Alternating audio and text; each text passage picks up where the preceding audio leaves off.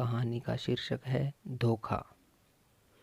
सती कुंड में खिले हुए कमल वसंत के धीमे धीमे झोंकों से लहरा रहे थे और प्रातःकाल की मंद मंद सुनहरी किरणें उनसे मिल मिलकर मुस्कुराती थी। राजकुमारी प्रभा कुंड के किनारे हरी हरी घास पर खड़ी सुंदर पक्षियों का कलरव सुन रही थी। उसका कनक वर्ण तन इन्हीं फूलों की भांति दमक रहा था, मानो प्रभात की साक्षात सौम्य मूर्ति है जो भगवान अंशुमाली के किरण करों द्वारा निर्मित हुई थी। प्रभा ने मोलसिरी के वृक्ष पर बैठी हुई एक श्यामा की ओर देखकर कहा, मेरा जी चाहता है कि मैं भी एक चिड़िया होती। उसकी सहेली उमा ने मुस्कुराकर पूछा, क्यों? प्रभा ने कुंड की ओर ताकते हुए उत्तर दिया, वृक्ष की हरी भरी डालियों पर बैठी हुई चहचहाती मेरे कलरव से सारा बाग गूंज उठता। उमा ने छेड़कर कहा, नौगढ़ की रानी ऐसी कितनी ही पक्षियों का गाना जब चाहे सुन सकती है। प्रभा ने संकुचित होकर कहा, मुझे नौगढ़ की रानी बनने की अभिलाषा नहीं है। मेरे लिए किसी नदी का सुनसान किनारा चाहिए, एक वीणा और ऐसे ही सुंदर सुहावने पक्षियों के संगीत की मधुर ध्वनि मेरे लिए सारे संसार का ऐश्वर्य भरा हुआ है। प्रभा का संगीत पर अपरिमित प्रेम था। वह बहुधा ऐसे ही सुख स्वप्न देखा करती थी। उमा उत्तर देना ही चाहती थी कि इतने में बाहर से किसी के गाने की आवाज आई, कर गए थोड़े दिन की प्रीति। प्रभा ने एकाग्र मन होकर सुना और अधीर होकर कहा, बहन, इस वाणी में जादू है। मुझसे अब बिना सुने नहीं रहा जाता। इसे भीतर बुला लाओ। उस पर भी गीत का जादू असर कर रहा था। वह बोली, निसंदेह ऐसा राग मैंने आज तक नहीं सुना। खिड़की खोल कर बुलाती हूँ। थोड़ी देर में रागिया भीतर आया।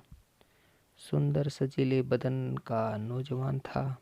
नंगे पैर, नंगे सिर, कंधे पर एक मृग चर्म, शरीर पर एक गेरवा वस्त्र, हाथों में एक सितार, मुखारविंद से तेज छिटक रहा था। उसने दबी हुई दृष्टि से दोनों कोमलांगी रमणियों को देखा और सिर झुकाकर बैठ गया। प्रभा ने झिझकती हुई आंखों से देखा और दृष्टि नीचे कर ली। उमा ने कहा, योगी जी, हमारे बड़े भाग्य थे कि आपके दर्शन हुए। हमको भी कोई पद सुनाकर कृतार्थ कीजिए। योगी ने सिर झुकाकर उत्तर दिया, हम योगी लोग नारायण का भजन करते हैं। ऐसे ऐसे दरबारों में हम भला क्या गा सकते हैं, पर आपकी इच्छा है तो सुनिए। कर गए थोड़े दिन की प्रीति, कहाँ वह प्रीति, यहाँ यह बिछरन, कहाँ मधुबन की रीति, कर गए थोड़े दिन की प्रीति। योगी का रसीला करुण स्वर, सितार का सुमधुर निनाद, उस पर गीत का माधुर्य प्रभा को बेसुध किए देता था। उसका रसज्ञ स्वभाव और उसका मधुर रसीला गान अपूर्व संयोग था। जिस भांति सितार की ध्वनि गगन मंडल में प्रतिध्वनित हो रही थी, उसी भांति प्रभा के हृदय में लहरों की हिलोरें उठ रही थी। ये भावनाएं जो अब तक शांत थी जाग पड़ी। हृदय सुख स्वप्न देखने लगा।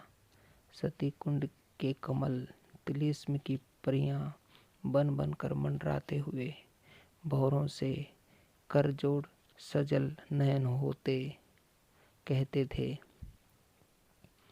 कर गए थोड़े दिन की प्रीति। सुर्ख और हरी पत्तियों से लदी हुई डालियां सिर झुकाए चहकते हुए पक्षियों से रो रो कर कहती थी, कर गए थोड़े दिन की प्रीति। और राजकुमारी प्रभा का हृदय भी सितार की मस्तानी तान के साथ गूंजता था, कर गए थोड़े दिन की प्रीति।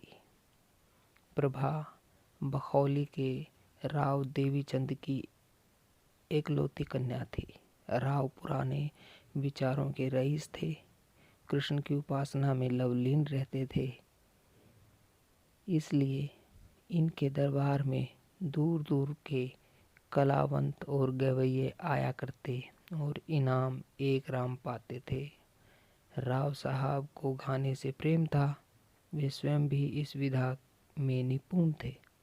यद्यपि अब वृद्धावस्था के कारण यह शक्ति निशेष हो गई थी, पर फिर भी विद्या के गूढ़ तत्वों के पूर्ण जानकार थे। प्रभा बालकाल में ही इनकी सोहबतों में बैठने लगी। कुछ तो पूर्व जन्म का संस्कार और कुछ रात दिन गाने की ही चर्चाओं ने उसे भी इस फन में अनुरक्त कर दिया था। इस समय उसके सौंदर्य की खूब चर्चा थी। राव साहब ने नौगढ़ के नवयुग और सुशील राजा हरिश्चंद्र से उसकी शादी तजवीज़ की थी। उभय पक्ष में तैयारियां हो रही थी। राजा हरिश्चंद्र मेयो कॉलेज अजमेर के विद्यार्थी और नई रोशनी के भक्त थे। उनकी आकांक्षा थी कि उन्हें एक बार राजकुमारी प्रभा से साक्षात्कार होने और प्रेमालाप करने का अवसर दिया जाए। किंतु राव साहब इस प्रथा को दूषित समझते थे। प्रभा राजा हरिश्चंद्र के नवीन विचारों की चर्चा सुनकर इस संबंध से बहुत संतुष्ट न थी, पर जब से उसने इस प्रेममय युवा योगी का गाना सुना था, तब से तो वह उसी के ध्यान में डूबी रहती। उमा उसकी सहेली थी। इन दोनों के बीच कोई पर्दा न था, परंतु इस भेद को प्रभा ने उससे भी गुप्त रखा। उमा उसके स्वभाव से परिचित थी, ताड़ गई, परंतु उसने उपदेश करके इस अग्नि को भड़काना उचित न समझा। उसने सोचा कि थोड़े दिनों में यह अग्नि आप से शांत हो जाएगी। ऐसी लालसाओं का अंत प्राय इसी तरह हो जाया करता है, किंतु उसका अनुमान गलत सिद्ध हुआ। योगी की वह मोहिनी मूर्ति कभी प्रभा की आंखों से न उतरती। उसका मधुर राग प्रतिक्षण उसके कानों में गूंजा करता। उसी कुंड के किनारे वह सिर झुकाए सारे दिन बैठी रहती। कल्पना में भी वही मधुर हृदयग्राही राग सुनती और वही योगी की मनोहारिणी मूर्ति देखती। कभी कभी उसे ऐसा भास होता कि बाहर से यह आवाज़ आ रही है। वह चौंक पड़ती और तृष्णा से प्रेरित होकर वाटिका की चारदीवारी तक जाती और वहाँ से निराश होकर लौट आती। फिर आप ही विचार करती, यह मेरी क्या दशा है, मुझे यह क्या हो गया है। मैं हिंदू कन्या हूँ, माता पिता जिसे सौंप दें उसकी दासी बनकर रहना धर्म है। मुझे तन मन से उसकी सेवा करनी चाहिए। किसी अन्य पुरुष का ध्यान तक मन में लाना मेरे लिए पाप है। आह, यह कलुषित हृदय लेकर मैं किस मुंह से पति के पास जाऊंगी।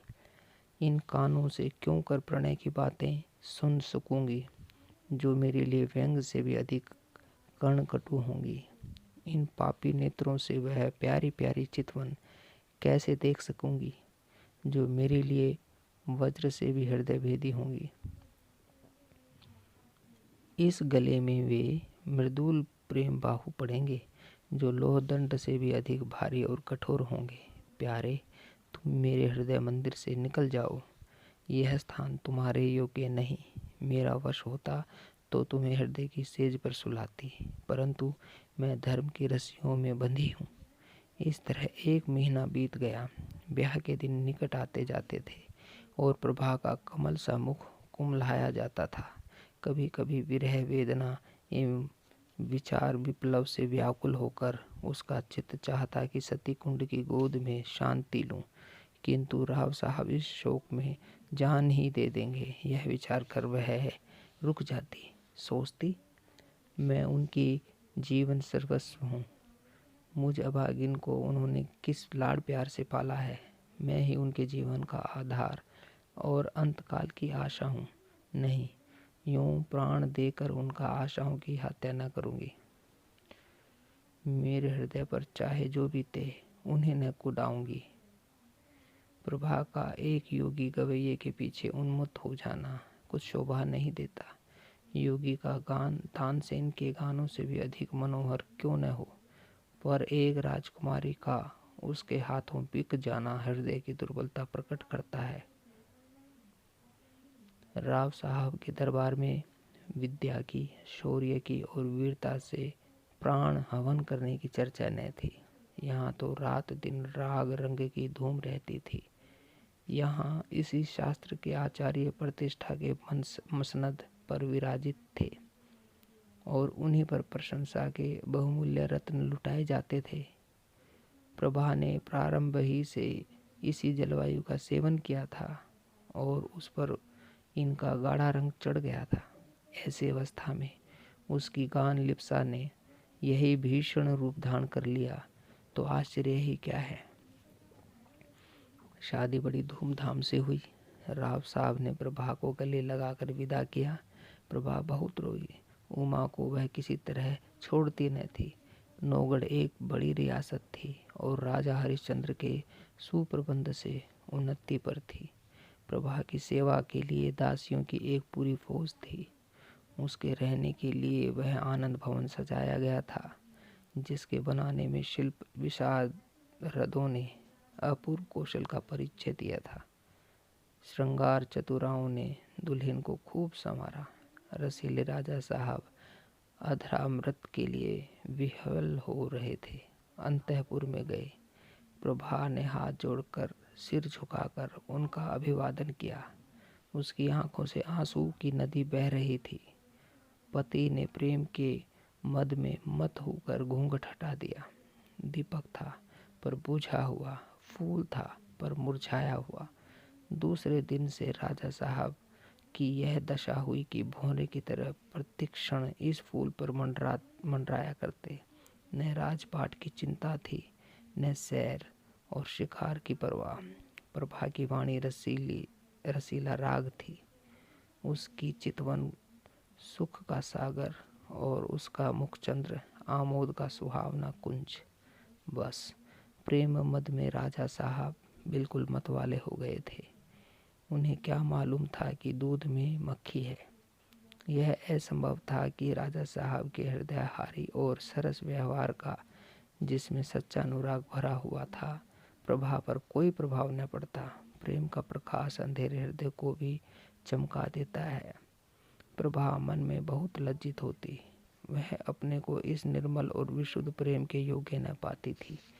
इस पवित्र प्रेम के बदले में उसे अपने कृत्रिम रंगे हुए भाव प्रकट करते हुए मानसिक कष्ट होता था। जब तक राजा साहब उसके साथ रहते, वह उनके गले लता की भांति लिपटी हुई घंटों प्रेम की बातें किया करती। वह उनके साथ सुमन वाटिका में चुहल करती, उनके लिए फूलों का हार गूंथती और उनके गले में हाथ डालकर कहती, प्यारे देखना ये फूल मुरझा न जाएं, इन्हें सदा ताज़ा रखना। वह चांदनी रात में उसके साथ नाव पर बैठकर झील की सैर करती और उन्हें प्रेम का राग सुनाती।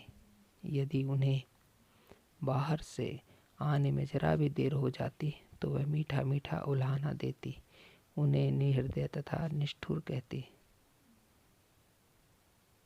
उनके सामने वह स्वयं हंसती, उनकी आंखें हंसती और आंखों का काजल हंसता था। किंतु जब वह अकेली होती, उसका चंचल चित्त उड़कर उसी कुंड के तट पर जा पहुंचता। कुंड का वह नीला नीला पानी, उस पर तैरते हुए कमल और मोलसिरी की वृक्ष पंक्तियों का सुंदर दृश्य आंखों के सामने आ जाता। उमा मुस्कुराती और नजाकत से लचकती हुई आ पहुंचती तब रसीले योगी की मोहनी छवि आंखों में आ बैठती और सितार के सुलसित सुर गूंजने लगते। कर गए थोड़े दिन की प्रीति।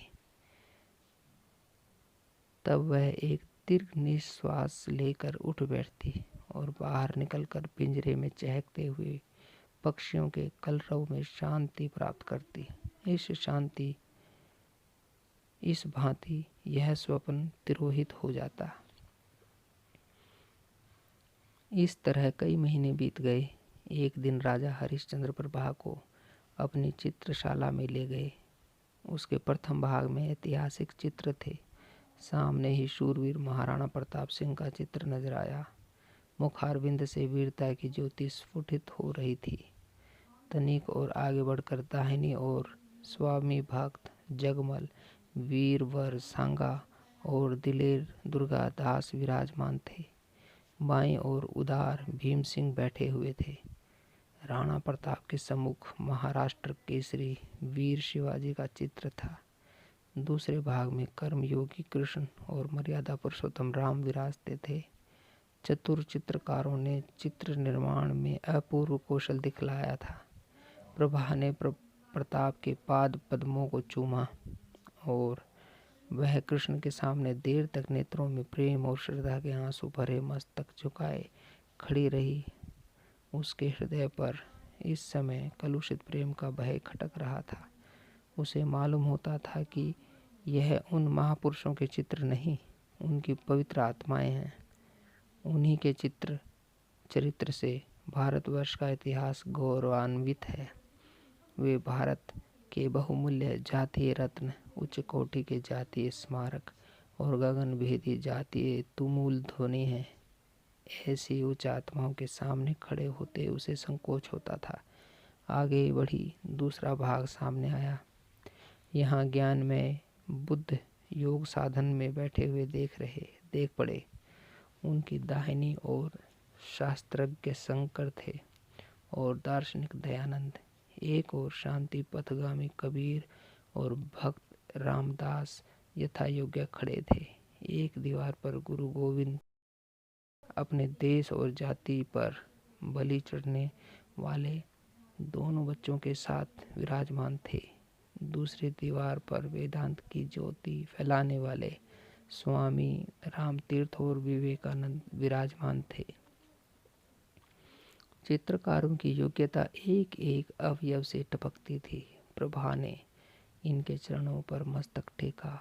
वह उनके सामने सिर न उठा सकी। उसे अनुभव होता था कि उनकी दिव्य आंखें उसके दूषित हृदय में चुभी जाती हैं। इसके बाद तीसरा भाग आया। यह प्रतिभाशाली कवियों की सभा थी। सर्वोच्च स्थान पर आदि कवि वाल्मीकि और महर्षि वेदव्यास सुशोभित थे। दाहिनी ओर श्रृंगार रस के आदित्य कवि कालिदास थे। बाईं तरफ गंभीर भावों से पूर्ण भवभूति निकट ही भर्तृहरि अपने संतोष आश्रम में बैठे हुए थे। दक्षिण की दीवार पर राष्ट्रभाषा हिंदी के कवियों का सम्मेलन था। सहृदय कवि सूर, तेजस्वी तुलसी, सुकवि केशव और रसिक बिहारी यथाक्रम विराजमान थे। सूरदास से प्रभा का अगाध प्रेम था। वह समीप जाकर उनके चरणों पर मस्तक रखना ही चाहती थी कि अकस्मात उन्हीं चरणों के सम्मुख सर झुकाए उसे एक छोटा सा चित्र दिख पड़ा। प्रभा उसे देखकर चौंक पड़ी। यह वही चित्र था जो उसके हृदय पट पर खिंचा हुआ था। वह खुलकर उसकी तरफ ताक न सकी, दबी हुई आंखों से देखने लगी। राजा हरिश्चंद्र ने मुस्कुराकर पूछा, इस व्यक्ति को तुमने कहीं देखा है? इस प्रश्न से प्रभा का हृदय कांप उठा। जिस तरह मृग शावक व्याध के सामने व्याकुल होकर इधर उधर देखता है, उसी तरह प्रभा अपनी बड़ी बड़ी आंखों से दीवार की ओर ताकने लगी।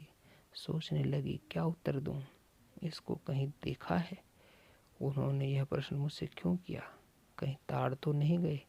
हे नारायण, मेरे पद तुम्हारे हाथ हैं, क्यों कर इनकार करूं?